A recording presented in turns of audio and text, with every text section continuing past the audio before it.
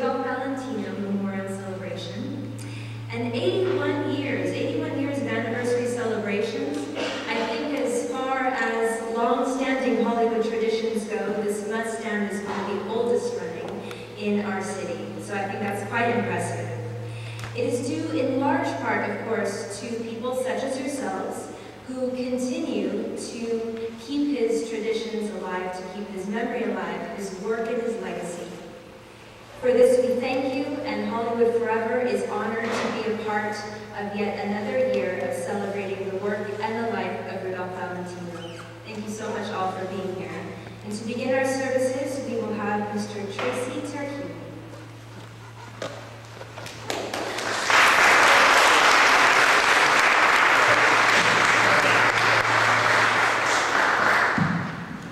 Thank you. I'm glad to be here. I'm honored, actually. It's nice to see everyone. 80 years ago today, the very first Valentino Memorial Service was held. On the front of your programs, it says the 81st. It's a little misleading in the sense that it's been 81 years ago that he died, but 1 year on his first anniversary is when the first service was held. At this time, 80 years ago, in the chapel. And then there was a procession here to leave flowers. In 1927, which is 1 year after Rudolph Valentino died, there was a custodian in this mausoleum. It was had carpets and potted plants and so forth, and he would greet people and officiate. And his name was Roger Peterson. He worked here inside the mausoleum from 1927 until 1940. And in those first 2 years that Valentino died, 100,000 people had come in to visit Valentino while Mr. Peterson was here. He kept a diary and recorded some of the stories down in his diary of the people would relate to him. And so in 1937, Wetzel Publishing published his book. He parlayed that diary into a book called Valentino, the Unforgotten. And that was published in December of 1937. One shipment of books went out of the warehouse, and that night a fire went through, destroyed all the inventory. It was never republished. It's one of the hardest books on Valentino to find. So what I've done this year in honor of the 70 years ago today that the first service, 80 years ago today, first service started, and in 1937, 10 years later, his book was published. I've republished Valentino the Unforgotten in its entirety. It's Roger Peterson's book. I wrote the foreword and the afterword, added some new photographs, but it's his book. And I would like to read one little story to you, just to give you a sample of the stories that he witnessed. It had been a heavy day at the cemetery, and I was ready to go home. I looked at my watch. Only a few minutes more now and I could be free. A big roadster drew up to the doors of the mausoleum. I went to meet the driver, who was stepping out, a black-clad figure draped with a heavy veil. Some widow or daughter, recently bereaved, I assumed, and ran through the late list in my mind, trying to place the slim young figure whom I must have seen before. What was to my surprise then to hear a choking voice ask to be directed to Valentino's tomb. I led her through the empty corridors and pointed out the crypt.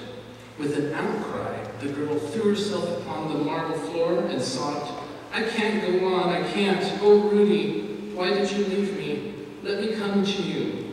I tried to soothe her. I took her a glass of water, endeavored to calm her hysteria. But she resented me, motioned me away. But have nothing to do with me. After her shrieks rang out louder than ever, she lay there for some time on that cold marble floor. I tried to recall some love affair of Valentino's, which might have included this young lady, but I could not. What was the mystery here? I waited until the outburst was over. I wanted to go home. At last, exhausted, she fell into a sort of faint on the floor. I could not lock the door and leave her here. Finally, I decided to do a bit of detective work. I opened her purse and searched until I came upon a bit of information. I recognized her name at once, a name which was well known in Los Angeles. Leaving the girl as she was, I went to the telephone and talked with her mother. I told her what had happened. The mother told me she would come at once, which she did. Between us, we managed to get the young lady on her feet and out to her car. So that gives you an idea of what, this is like almost 10 years after Valentino had died. So this continuing procession of interesting stories are all in this book, and I thought it was very well worth making it available again because it's so hard to find. And in my closing remarks, I thought, what am I going to close the book with? And it dawned on me, I'm going to do an entry from his diary that is exactly today, August 23rd, 1937. And this is what he wrote in his diary. The 11th anniversary of Valentino's death has passed. Others will follow, but if they reveal a fraction of the loyalty and devotion which mark this one, in numbers of visitors and in gorgeous display of floral offerings to Rudy's memory, I will know that the man will never be forgotten. Thank you.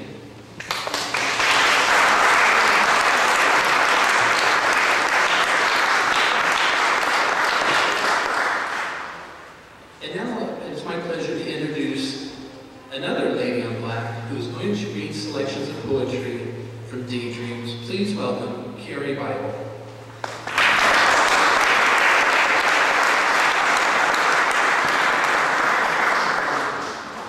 Thank you very much. I too am honored to be here. I hope you don't mind that I did lift the veil. It's quite hard to read through it.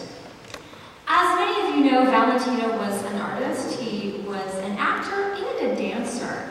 But what some of you might not know is that he was a poet as well.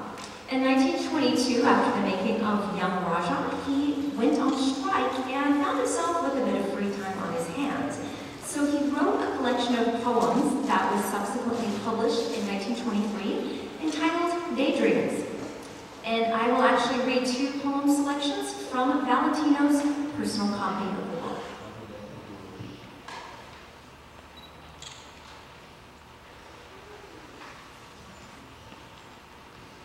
The first poem is entitled Hunger. I have journeyed toward the city on the long, long road of life. I have learned how little pity plays a speaking part in life. I have learned that only money is the voice that's heard today, calling for God's milk and honey. Even hunger has no say. I have reached the city's center by the crooked road of hell, for starvation's been my mentor and has taught her lesson well.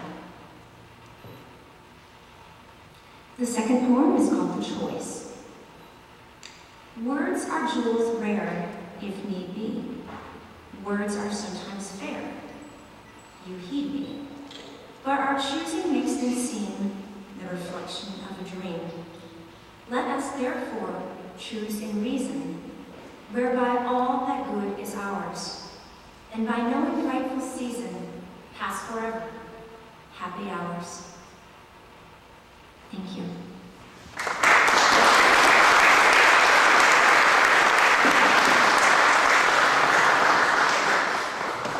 And now it's my pleasure to present a legend of the Valentino Memorial and a legend period, the legendary Bob Mitchell.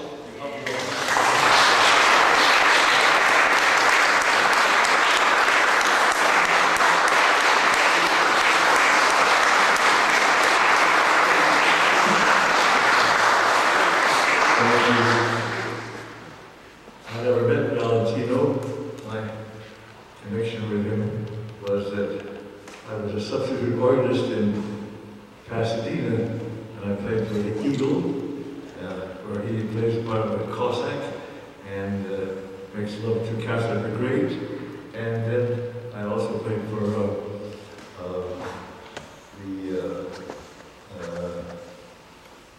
I think it was Cobra, and that was where I had seen the picture before.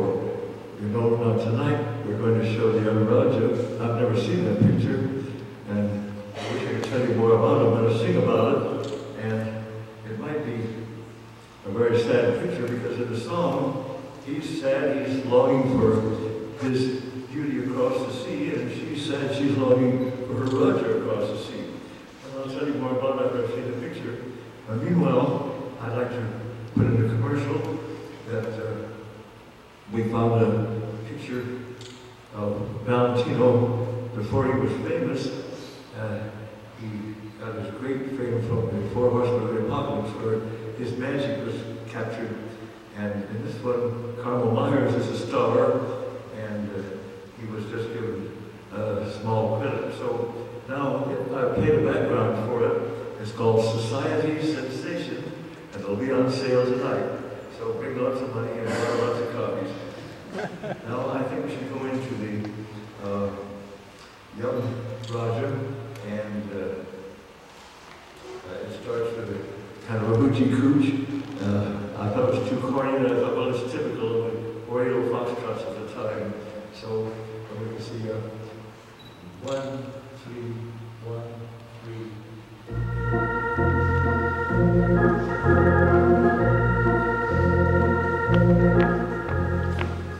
Beside a crystal pool that mirrors the sky above, a sad young Roger stands, dreaming of his love.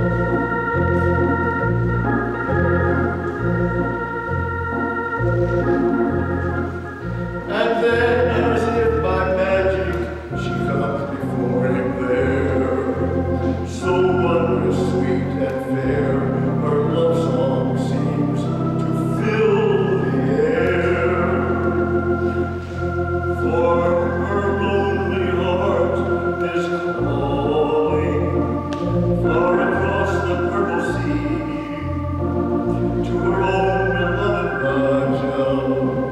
Come back to me. She is there forever, dreaming of his own romantic eyes, for she has found in them her paradise. Oh, how she longs to hear his voice, longs to see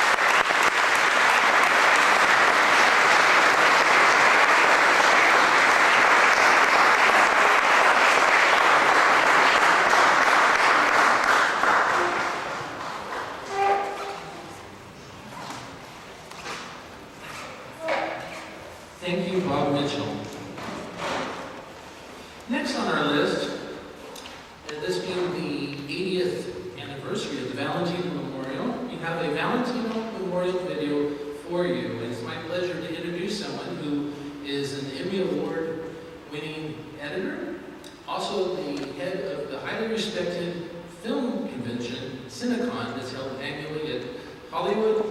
Please welcome Bob Bircher.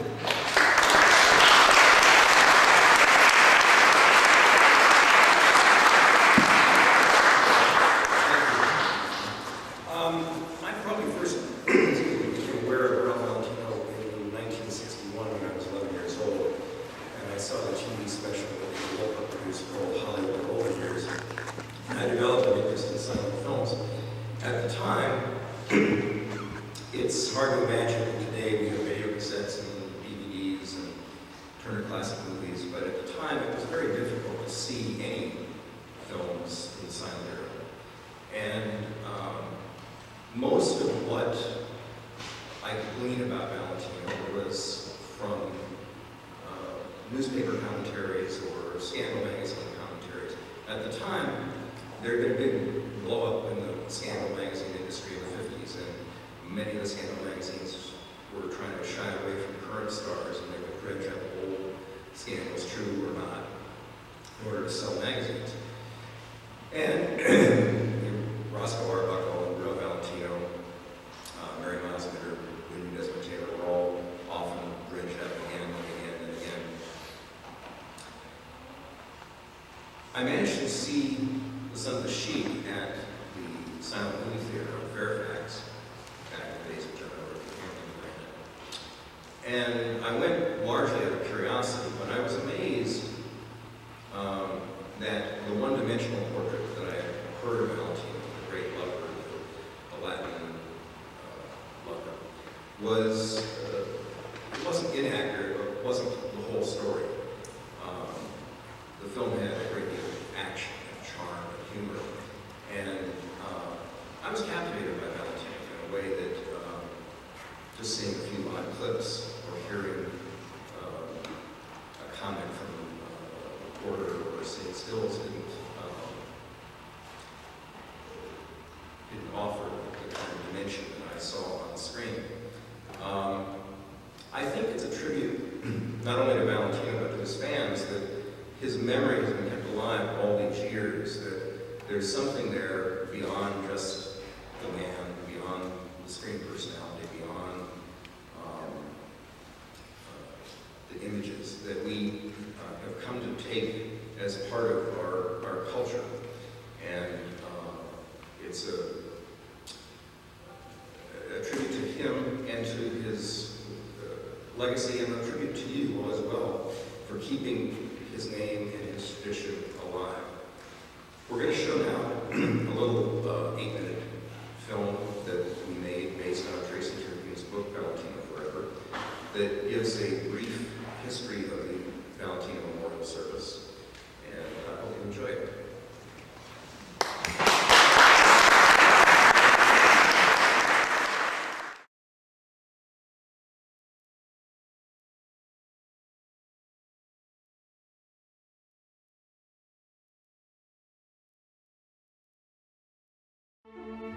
Hollywood is full of legends.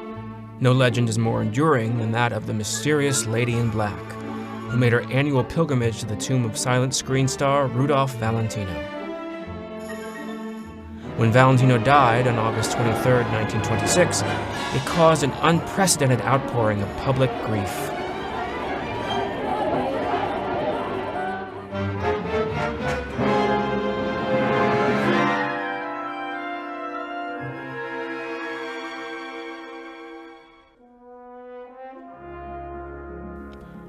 Rudolph Valentino's West Coast funeral was held at the Church of the Good Shepherd in Beverly Hills on September 7, 1926, at 10 o'clock a.m.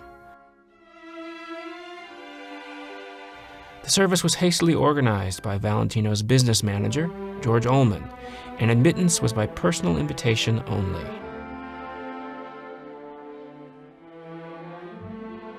Valentino's funeral captured worldwide attention and was front-page news around the globe. Among those on hand who paid their respects to Valentino included Douglas Fairbanks, Mary Pickford, Charlie Chaplin, John Gilbert, Lon Chaney, Cecil B. DeMille, William Randolph Hearst, Marion Davies, and George O'Brien. These Hollywood notables made up just a relative handful of the 600 who came to mourn their beloved friend and colleague. Reflecting his enormous stature in the entertainment industry and the great esteem in which he was held by his peers, Valentino's funeral was an epic event which is unequaled in Hollywood history. At the conclusion of the solemn service, the Valentino funeral procession left the church and proceeded east on Santa Monica Boulevard to Hollywood Memorial Park Cemetery.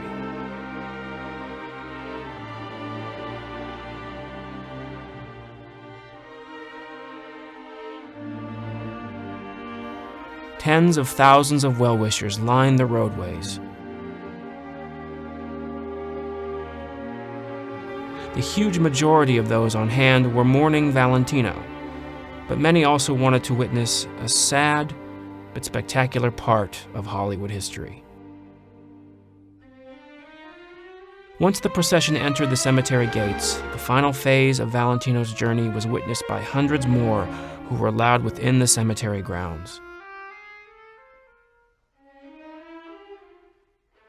Led by the priest, Valentino's brother Alberto, and Valentino's self-described fiancée, the publicity-hungry Pola Negri, Valentino's casket was carried up the steps and interred in the cathedral mausoleum.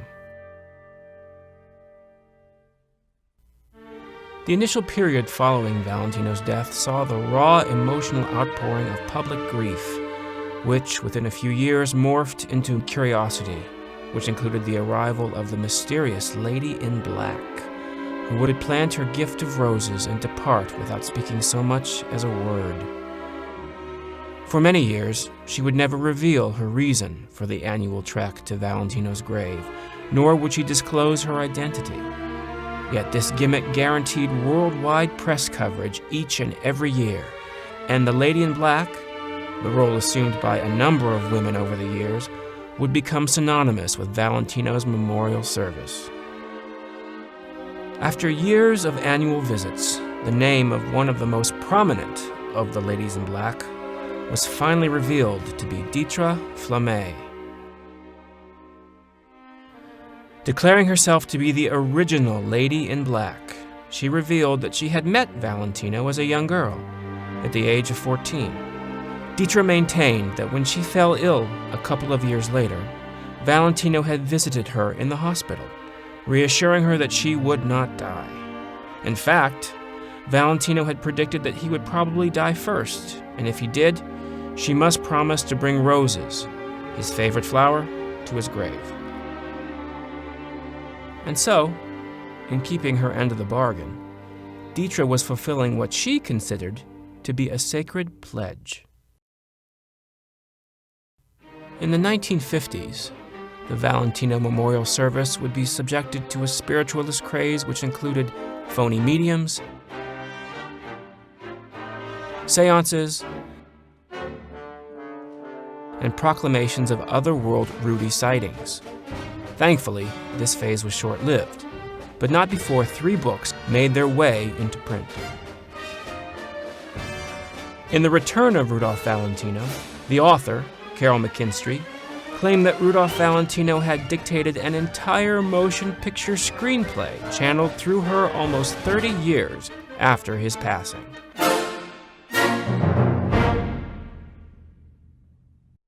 In 1927, at the conclusion of the first year's memorial service, the press openly doubted there would be any extended interest on the part of the public past the first anniversary. Time has proven them very wrong. The Valentino Memorial remains one of Hollywood's oldest traditions. Every year, on August 23rd, at 10 minutes past noon, the date and exact time of his death, generation after generation of fans have arrived faithfully at the now renamed Hollywood Forever Cemetery for the annual Valentino Memorial Service. Over the years, the Valentino Memorial has evolved with the times. For the most part, respect and dignity have been restored. But as always, anything can happen in Hollywood, and usually does, making every Valentino Memorial Service a memorable experience.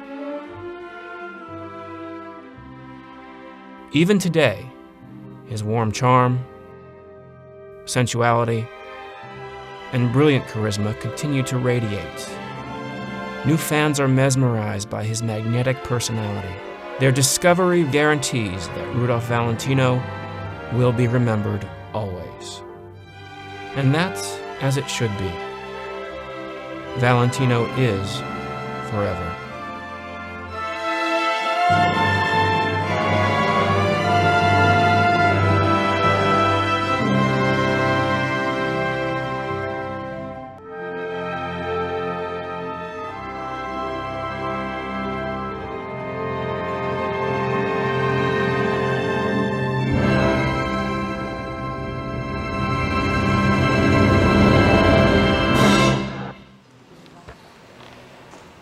Ladies and gentlemen, a couple of years ago, a young man came to Hollywood Forever and propositioned us to create a movie about Valentino, which eventually, through his passion and tenacity, we agreed. So this gentleman is Vlad Kozlov. I'd like to bring him to the front.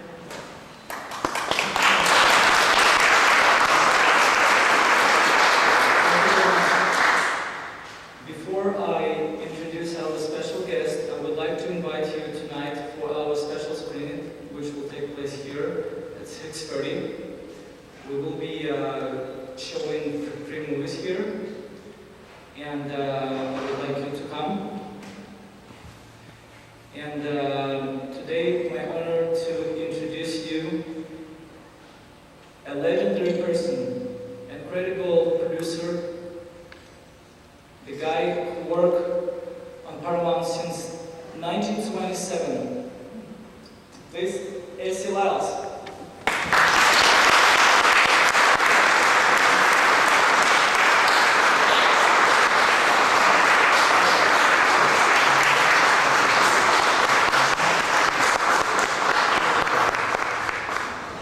This man's a rascal, and he came over to spend a day with me in the studio.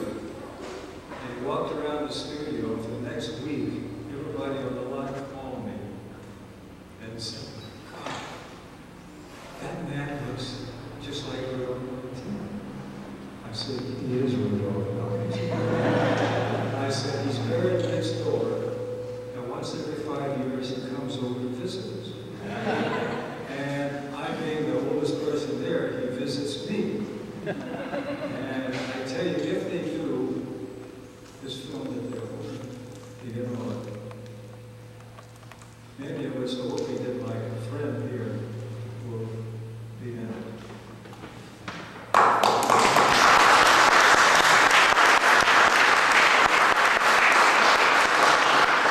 I'll also tell you about Bob Mitchell. What you don't know is that years ago, the most famous choir in town was Bob Mitchell and his boys' choir. And they made hundreds and hundreds of appearances and became a very important part of Paramount. Bob, I remember, was Star Maker. Big because you were with us. Yes. And a lot of his young boys in his choir became well-known actors, child actors, and they came on. Bob, it's so good to see you. Thank you, sir. And I also have to tell you, I have an answer. As I came in, the usher be up here, and a very attractive lady handed me a card. She says, "I love older men. If I find one, I'll let you know." And I think you are interesting. What does the initials AC stand for? Anna. Anna, wherever you are, I have to tell you, you're very pretty, and in your case, the A stands for available. In May, I was at Paramount 79 years. And during those years, I've seen so many people come through our gates. Many of them did well, unfortunately some didn't. And I think the two people that did as much as anybody to have us establish us a major star was first Mary Pickford in 1914 when Mary came with us. And then when Rudolph Valentino Ross Hooker, the man who founded Paramount, found both Mary and Rudolph Valentino. Matter of fact, he founded three of us. Mr. Zucker also found me on my 10th birthday, and I've been there at Paramount ever since that time. In our business, it's amazing how few people, and all the hundreds of thousands of people that come in our business, become legends. Legends like Mary, like Shirley Temple, like James Cagney, Humphrey Bogart, Betty Davis, Joan Crawford, Clark Gable.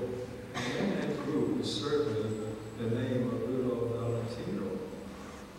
It's amazing after all of these years, isn't it, how you mention his name, and even young people know the history of Rudolph Valentino. And I saw these roses here, and it was in that wonderful film on Rudolph Valentino, they mentioned the name Paula Negro. And I met Paula Negro. She was a big star for us, and she moved to Texas. And Gloria Swanson was a very one of our big stars. When Gloria came out of the studio to do Sunset Boulevard, she talked about Rudolph Valentino and his romance with Paula Negro. Then she said, I didn't like Paula Negro.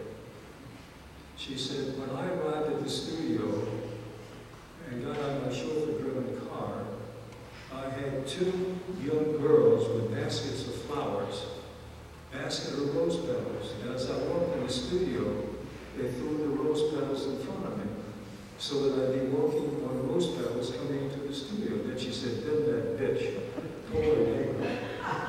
She got 4 girls to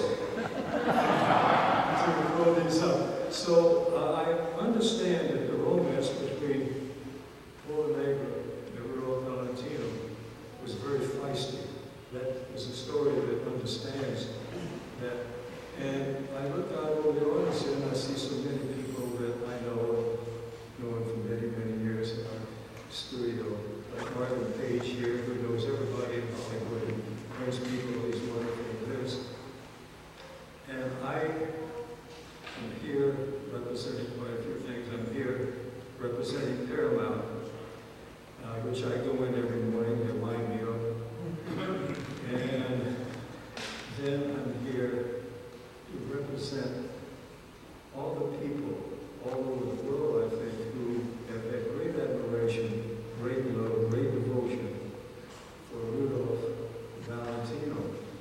But his name will never die. His name is as well known around the world as the word Hollywood. And I am one among many who appreciate all of you coming here. How many want to come tonight? I hope more of you come. We need the audience. Thank you so much. I appreciate it. And if there's anything I can do for you at Paramount, you let me know and I'll have Martin do it.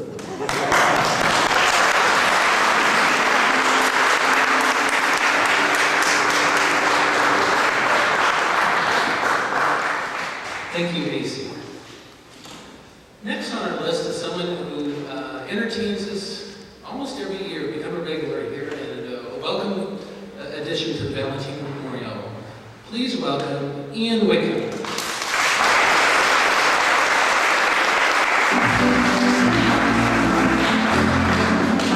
Thank you.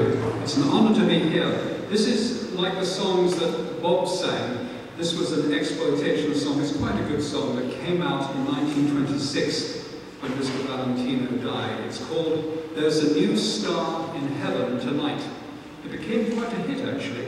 It's by J. Kieran Brennan. It says, writer of A Little Bit of Heaven. Jimmy McHugh, who went on to write some huge hits like The Sunny Side of the Street, etc.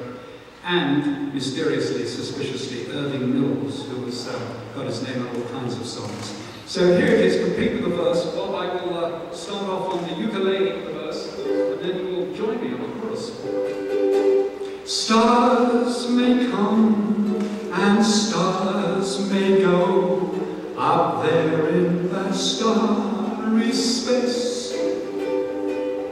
But when one falls, God always cause a star to take its place. There's a new star in heaven tonight that will never fade from our sight. Lovely Bob, there's a new star of home in that vast starry dome, shining down on his dear ones tonight. Keep going, Bob, I love it. There's a voice singing, lead kindly light, with a smile that has made the world bright.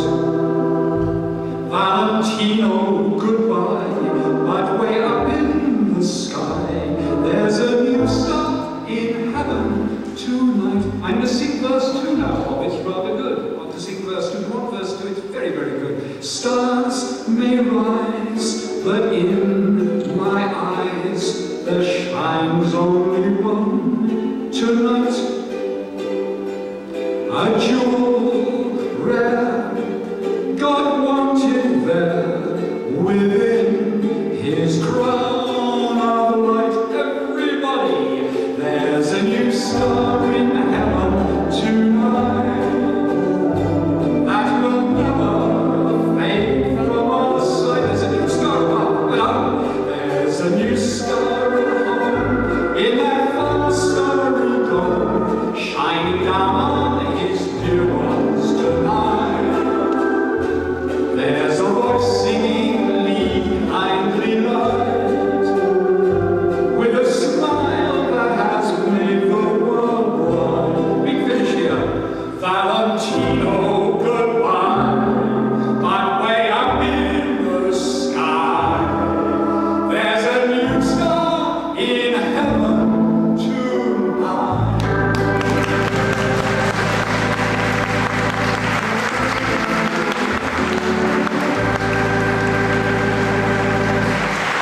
Now everybody, you know this next song. It was written when the Sheik came out, and it was cashing in on the Sheik, but it's become a big hit in its own right. It's by Ted Snyder, good old Ted, and it's called The Sheik of Araby. And we'll just sing the chorus, Bob, and I'll do a little introduction on you. It's in B flat, the People's key of B flat. I'm the Sheik of Araby. You mean this world to me. At night when you're asleep, into your tent I'll creep strings on the stars that shine above, will light my way to love. Your rulers land with me.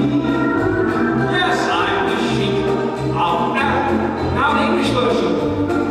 I'm the Sheik of Araby. Yes, to me, not a wasp, but to be alone.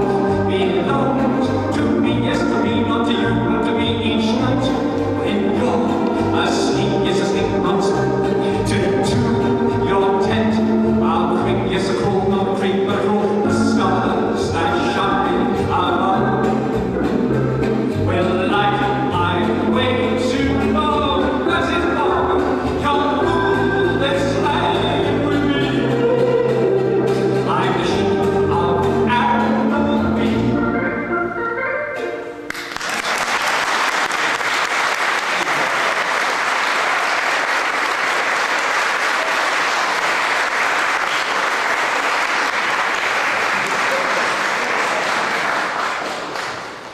Thank you, Ian. And now, to conclude our services today, a tradition that was started years ago when we tried to keep it going in the reciting of the 23rd Psalm. It is my pleasure to introduce a veteran to the Valentino Memorial, and I think this is her first time to speak, so I ask you to give a warm welcome to the one, the only, Stella Grace.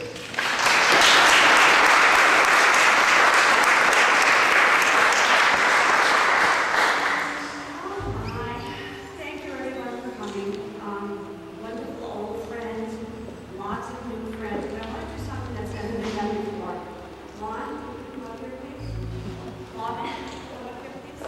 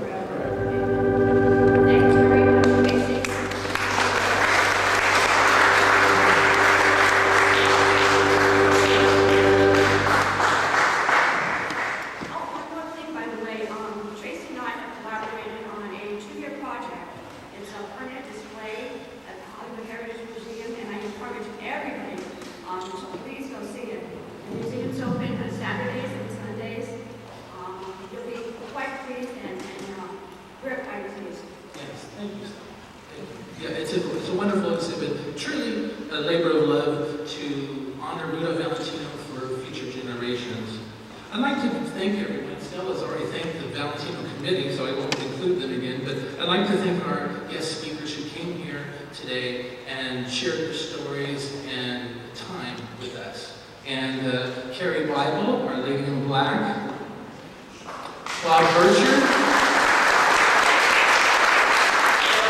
Casey Lyles,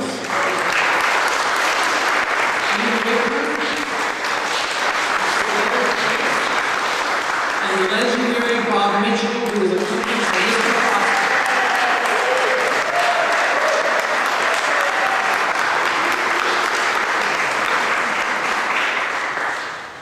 And also I'd like to thank you, because if you didn't come here, this wouldn't happen. And I am a great believer in tradition, and this is the tradition, one of the oldest in Hollywood. And when all the traditions are falling by the wayside, in fact, they announced this year that they're going to do the Hollywood Christmas Parade. I don't know how sad it is. I hope that never happens here. But by looking at the size of this group, I know that will truly, Valentino is the unforgotten. Please come to the screening tonight. Gates open at 6:30. We'll be showing Son of the Sheep, and we'll be repeating the Valentino Forever video documentary that you saw. And I thank you again. Thank you for coming to Valentino